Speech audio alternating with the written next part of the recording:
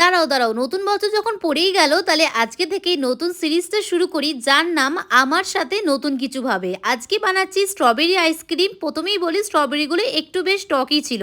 ফার্স্টে স্ট্রবেরিগুলোকে ভালো করে ক্লিন করে এর মধ্যে আমি টক দই নিয়েছি, স্ট্রবেরিগুলো ভালো করে কেটে নিয়েছি, একটু লেবুর রস আর মধু দিয়েছি। তোমরা যে যেরকম মিষ্টি খাও সেরকমই মধু অ্যাড করবে।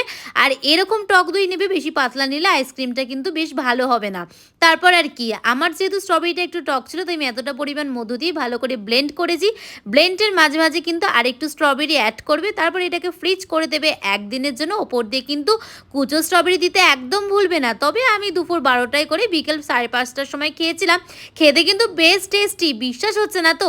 একবার ঝটপট ট্রাই করো। আজই চলে যাও মার্কেট থেকে স্ট্রবেরি কিনতে আর ঝটপট বানিয়ে ফেলো স্ট্রবেরি আইসক্রিম, যেটা খুব টেস্টি আর হেলদি। তাহলে ফ্যামিলির সাথে বা ভাই বোনের সাথে বা তোমার বাড়িতে বাচ্চা থাকলে ট্রাই অবশ্যই করো। দেখা হবে অন্য ভিডিওতে।